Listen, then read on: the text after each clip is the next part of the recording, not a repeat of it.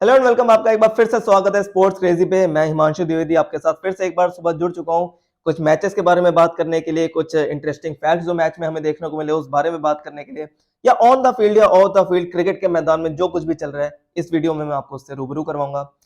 Chennai comeback super Kings, ऐसे इनका team का नाम नहीं रखा गया है। ये जब इनको इनका सेटबैक आता है तो ये कमबैक करना जानते हैं। ये हमेशा टीम को देखा गया है कि अगर ये पिछले सीजन में लोअर फिनिश करते हैं तो अगले सीजन में ये दमदार वापसी करते हुए आपको नजर आते हैं। तो आपको जैसा मैच का आपको पता होगा कि चेन्नई क्वालिफाई कर चुकी है, फाइनल के लिए क्वालिफाई कर चुकी है। अपना 10वां फाइनल खेलेगी। जो चेन्नई है वो अपना 10वां फाइनल खेलेगी। अब तक उसमें 9 फाइनल खेल चुकी है जिसमें 4 में वो जीत चुकी है। ये 10वां फाइनल होगा जो एमएस धोनी ने लीड किया है चेन्नई सुपर किंग्स को अपना ये आईपीएल में खेलने के लिए। अब एमएस धोनी क्यों इतने गोट कप्तान माने जाते हैं, गोट प्लेयर माने जाते हैं, ये इस वीडियो में आपको कुछ पॉइंटर्स बताऊंगा जो कल मैच में हमें देखने को मिले। कुछ ऐसी बातें भी बताऊंगा जो हमें आपको फैक्ट्स बताऊंगा जो आपने मैच में मिस आउट कर दी होंगी।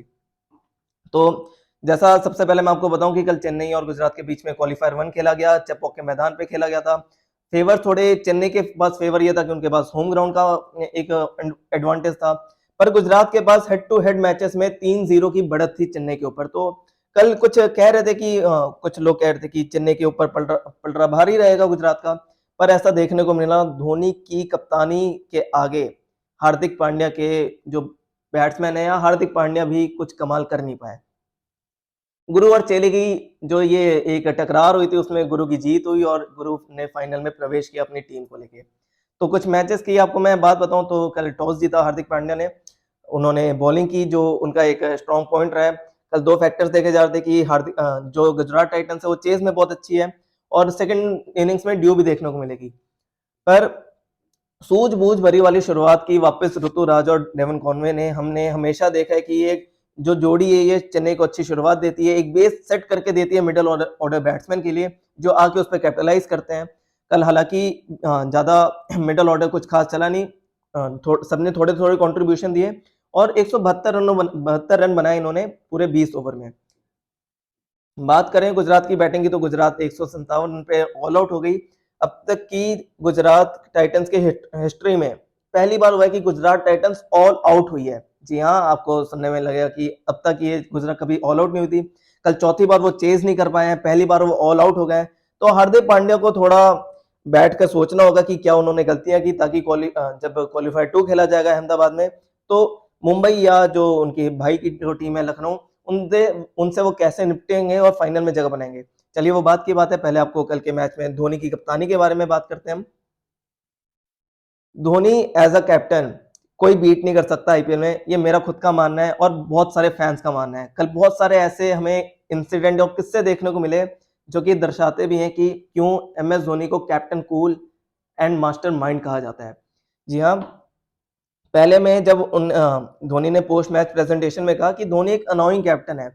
जी हाँ, आपने बिल्कुल सही सुना। आप सोच रहे होंगे ये अनोइंग कैप्टन कैसे बोल दिया। तो हर्षा भोगले से बात करते हुए उन्होंने कहा कि मेरे को फील्डर से होता है कि ठीक है कोई कैच छूट जाए या फील्ड में कुछ 1-2 रन एक्स्ट्रा चले जाए या कुछ ऐसी चीज हो जाए, उसके बाद अगर मेरे को अपने प्लेयर से ये एक्सपेक्टेशन रहती है कि वो मेरी तरफ ध्यान बना के रखें, क्योंकि मैं हर बॉल के बाद 2 या 3 कदम अपने फील्डर्स को मूव करने के लिए कहता हूँ। जैसा पिच बिहेव करती है, जैसे पिच पे बॉल बाउंस कर रही होती है, उसके हिसाब से मैं अपनी गट फीलिंग के हिसाब से अपने प्लेयर्स को सेट करता हूँ बीच मैदान में।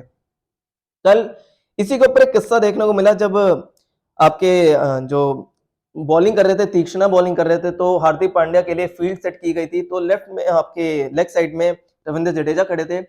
उस बॉल से पहले जिस गेंद पे आपके हार्दिक पांड्या आउट हुए, उस गेंद से पहले एमएस धोनी ने रविंद्र जडेजा को लेग से ऑफ साइड पे खड़ा किया और उसी की अगली बॉल पे हार्दिक पांड्या ने सीधी रविंद्र जडेजा के हाथों में बॉल मारी और वो आउट हो गए।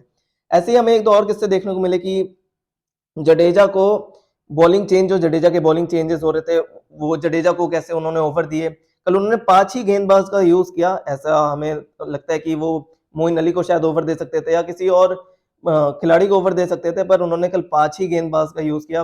पांचों ने विकेट चटकाई और ऑल आउट हुई, एक रन आउट भी था, पर पांचों ने विकेट चटकाई।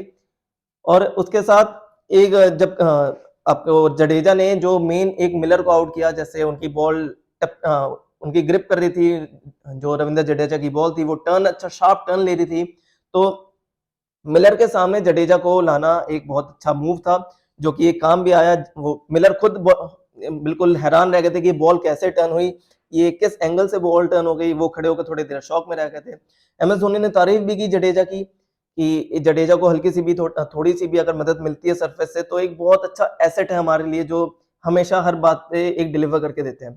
पर जडेजा और धोनी के बीच में रिफ्ट की आप बातें सुन रहे होंगे कि इनके बीच में रिफ्ट चल रही है। कुछ दिनों पहले ट्वीट भी किया था जडेजा ने, 1-2 दिन पहले, और उसके बाद एम एस धोनी और उनके बीच में बातें भी होते हुए दिखी थी, जो थोड़ी सीरियस लग रही थी। तो इसके कुछ पर्सपेक्टिव्स हैं जो हम सोचते हैं कि शायद ऐसा हो सकता है कि कुछ बहुत बड़ी बात हो और दोनों इसको नॉर्मली दबाने की कोशिश कर रहे हो, क्योंकि धोनी के सामने जडेजा ऑन फील्ड तो बहुत चिल दिखे हमें कल, की उनकी बातें सुन रहे हैं, उनकी जो जैसा एम एस धोनी गाइड कर रहे हैं वो कर रहे हैं, जैसा वो बोल रहे हैं। पर कल के मैच के बाद भी जब हमें देखा कि काशी विश्वनाथ जो सीएसके के आपके हेड ओनर हैं, वो बात करते हुए दिखे, जडेजा को कुछ समझाते हुए दिखे। उसके बाद रात में जडेजा ने एक ट्वीट भी किया कि इवन स्टॉक्स नोस की I am most valuable player but some fans don't.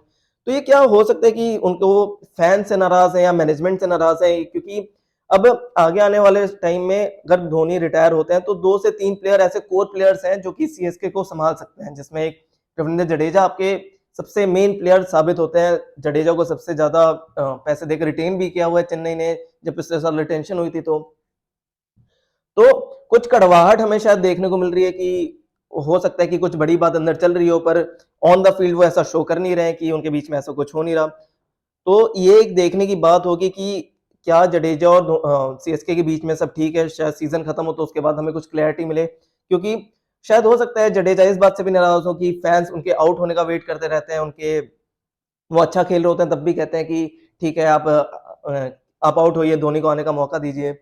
तो एक ऐसा प्लेयर उनको भी शायद एक लगता होगा कि इतना अच्छा परफॉर्म करने के बाद भी ये सुनने को मिलता है, तो इतने बड़े प्लेयर के लिए थोड़ा बिल्कुल उसकी बात होती है कि एज अ प्लेयर मेरे को उतनी रिस्पेक्ट मिलनी चाहिए, शायद वो रिस्पेक्ट नहीं मिल रही सीएसके के फैंस से, तो इसलिए शायद नाराज है, या फिर सीएसके मैनेजमेंट से कुछ कड़वाहट चल रही है इस बात से नाराज है। तो ये 2-3 इशू हैं जो जडेजा और सीएसके के बीच में, फैंस के बीच में या मैनेजमेंट के बीच में चलते हुए दिख रहे हैं। एक और जो धोनी के अंपायर की बात हो रही है वो है महेश तीक्ष्णा का ओवर डलवाना राहुल तेवतिया के सामने। राहुल तेवतिया को आपने देखा होगा, एंड में आते हैं, स्वीप मारते हैं, फास्ट बॉलर्स को स्वीप मार के छक्के मारते हैं। पर कल एम एस धोनी ने जो एक अपनी चाल चली उसमें ऐसा था कि राहुल तेवतिया को, अब जो स्पिनर्स होते हैं उनको पढ़ने में थोड़ी दिक्कत होती है ऐसा फास्ट बॉलर्स को, जितना ज्यादा अच्छा खेलते हैं वो। कल वही देखने को मिला, जब उन्होंने बॉल डाली तो तेवतिया समझ भी नहीं पाए कि कैसे वो बोल्ड हो गए, वो हाथ से पढ़ ही नहीं पाए आपके महेश तीक्ष्णा को, जो एम एस धोनी का एक मास्टर स्ट्रोक था राहुल तेवतिया के सामने लाना। क्योंकि अगर तेवतिया और राशिद खान एक ऐसे प्लेयर हैं जो अगर चल जाते हैं तो कोई भी टारगेट छोटा रहता नहीं है, जैसा आपने देखा होगा कि राशिद खान ने कल फिर से थोड़ी तूफानी पारी खेली, हालांकि फिर से एम एस धोनी का मास्टर स्ट्रोक काम आया था राशिद खान को आउट करने में। आपको याद होगा तुषार देशपांडे ने राशिद से 19 रनों का एक ओवर खाया था, उसके बाद जब 19वां ओवर डालने आया तो एम एस धोनी ने उनको पूरा जब पूरा कहा कि मैं सारे ऑफ साइड में अपने जो फील्डर्स हैं वो रख दूंगा, उसके बाद आप पूरी ऑफ में बॉल डालिए, उसी गेंद पे वही शॉट खेलते हुए राशिद खान आउट भी हुए थे। एक और जो बड़ी कंट्रोवर्सी टाइप की हमें देखने को मिली वो थी धोनी वर्सेस अंपायर्स। ये धोनी वर्सेस अंपायर्स मैं इसलिए कह रहा हूं क्योंकि कुछ टाइम से, कुछ आईपीएल पहले भी हमें कुछ ऐसा देखने को मिला था जब धोनी नाराज हो गए थे। पर कल नाराजगी का सीन नहीं था, कल ऐसा सीन था कि पथी राणा को ओवर डालने में के लिए मना कर रहे थे अंपायर, क्योंकि तीक्ष्णा का जब वो ओवर डल रहा था तो उस टाइम पे पथी राणा फील्ड पे थे नहीं। अब ऐसा रूल बुक मैं आपको समझाऊं कि ये पूरा इंसिडेंट है क्या। अगर कोई भी प्लेयर आपके फील्ड से कुछ टाइम के लिए गायब रहता है, जैसे किसी कारण की वजह से बाहर होता है, जैसे 5 मिनट के लिए भी बाहर हुआ, 10 मिनट के लिए भी बाहर हुआ, तो वापस बॉल डालने के लिए उसे 5 या 10 मिनट ग्राउंड पे बिताने होते हैं। तो कल जब पथिराना अपना ओवर डालने के लिए आया तो अंपायर ने उन्हें रोक दिया कि अभी आपके समय पूरे नहीं हुए। तो एम एस धोनी ने फिर से एक मास्टर स्ट्रोक खेला, उन्होंने पूरा गेम ही रोक दिया। उन्होंने कहा कि हम पेनल्टी ओवर, जो फील्डर्स आखिरी ओवर में, आखिरी 2 ओवर में हम अपने फील्डर्स को इनर सर्कल में एक एक्स्ट्रा फील्डर खिलाने के लिए तैयार है, पर वहां पे पथिराना की जगह किसी और को ओवर देना के लिए तैयार नहीं थे एम एस धोनी। मैच के हिसाब से लहजे से देखे तो बहुत इंपॉर्टेंट भी था, क्योंकि जो जिस मोमेंट पे मैच था, अगर उस टाइम पे कोई मोइन अली या कोई दूसरा स्पिनर आके जो पहला अगर वो ओवर डाल देता, हो सकता है कि जो उनके प्लेयर्स थे आपके, जो राशिद खान है, कोई भी उनको शायद 2-3 छक्के मार देता और पूरा मोमेंटम शिफ्ट हो जाता गुजरात की तरफ। पर एम एस धोनी ने कहा हम वेट करने को बिल्कुल तैयार है जी।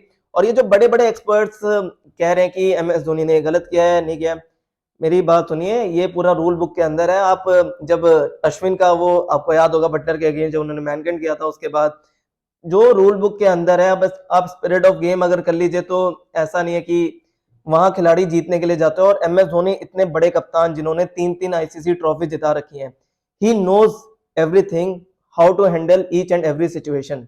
तो ये जो कह रहे हैं कि ये एम एस धोनी ने गलत किया, कुछ गलत नहीं किया उन्होंने। उन्होंने अपनी मास्टर स्ट्रोक खेला, उन्होंने कहा कि हम 5 मिनट ओवर, हम स्लो ओवर के लिए तैयार है कि आखिरी में हमारे ऊपर हम फ्रॉम बिहाइंड दी ओवर हम चलेंगे 5 मिनट टाइमर्स के हिसाब से। पर मैं पथिराना से ही ओवर करवाऊंगा, क्योंकि पथिराना उनके तुरुप के इक्के साबित हुए हैं इस साल के आईपीएल में। वो जो डेथ ओवर में टेंशन रहती थी, हालांकि कल उन्होंने वाइड भी दिए बहुत सारे, ऐसा चेन्नई ने भी 15 या 16 रन एक्स्ट्रास दिए, पर तब भी जो धोनी का डिसीजन था कि मैं करवाऊंगा बॉलिंग तो पथिराना से ही करवाऊंगा, भले ही 5 मिनट का वेट करना पड़े। तो एक बहुत बड़ा टेक्टिकल मूव और बहुत बड़ी एक, वो कहते हैं दिमाग, वो होता है कि अगर आप बाकी कैप्टन होते तो वो ऐसा होता कि वहां पैनिक कर जाते। एम एस धोनी ने अपना कूल रखा कि ठीक है कोई दिक्कत नहीं, मेरे को पता है कि अगर आखिरी ओवर में एक फील्डर अंदर एक्स्ट्रा भी रहा, पर अगर पथिराना पूरे अपने 4 ओवर डालेंगे तो उनके लिए वो जो वो टैक्टिक मूव है वो उसके साथ खेल सकते हैं। तो ये एम एस धोनी की कुछ बातें देखने को मिली हमें, जो हमेशा देखते हुए आए हैं, कब तक हम देख सकते हैं इसका भी थोड़ी उन्होंने हमें बताया कि वो रिटायर कब हो रहे हैं। तो हर्षा भोगले ने पूछा कि आप क्या चेन्नई में आपका आखिरी मैच हो सकता है? तो उन्होंने फिर से घुमाते हुए जवाब दिया। उन्होंने कहा अभी तो 7-8 महीने बचे हुए हैं अगले आईपीएल चालू होने से पहले, बहुत टाइम है, तब तक मेरी नी इंजरी का भी देखना होगा, सिचुएशंस को देखना होगा। पर मैं सीएसके के साथ फील्ड पे रहूं ना रहूं, सीएसके के साथ हमेशा बना रहूंगा किसी भी वे में। मतलब जरूर सीएसके के मेंटोर ऐसा नजर आ सकते हैं आपको एम एस धोनी, या फील्ड पे भी क्या पता अगले साल उतरते हुए नजर आ सकते हैं। तो ये कुछ बातें थी कल के मैच की जो हमें देखने को मिली। एज अ सीएसके फैन मैं तो बहुत एक्साइटेड हूँ एम एस धोनी को फिर से फाइनल में एक बार उतरते हुए देखने के लिए। और क्या पता एम एस धोनी वो जीत कर, अगर उनका ये आखिरी साल है तो उनको बहुत अच्छी फेयरवेल मिले, एक ऐसा धोनी फैन और सीएसके फैन सब, हमारी तो ये एक्सपेक्टेशन है। और देखना होगा जो उनके सामने वाली टीम है वो कौन आएगी। आज दूसरा मैच होने जा रहा है, मुंबई इंडियंस वर्सेस आपके लखनऊ सुपर जायंट्स के बीच में ये मैच होगा। तो इन दोनों के मैच के ऊपर भी हम आपके शाम को आपको प्री मैच एनालिसिस लाइव लेकर आएंगे, जो आपको हम थोड़ी वीडियोस में बताएंगे कौन से पॉइंट्स ऐसे हैं उस मैच के जो आज के मैच का रुख बदल सकते हैं। चेन्नई में ये मैच खेला जाएगा, तो बने रहिए हमारे साथ, इस चैनल को सब्सक्राइब करिए और ऐसे कंटेंट्स के लिए और ऐसी एनालिसिस के लिए जो आपको, मैच तो आप देखते हैं पर कुछ जो फैक्ट जो आपसे छूट जाते हैं वो इसी वीडियो में, ऐसी वीडियोस में मैं आपके लिए लेके आता रहूंगा। तब तक के लिए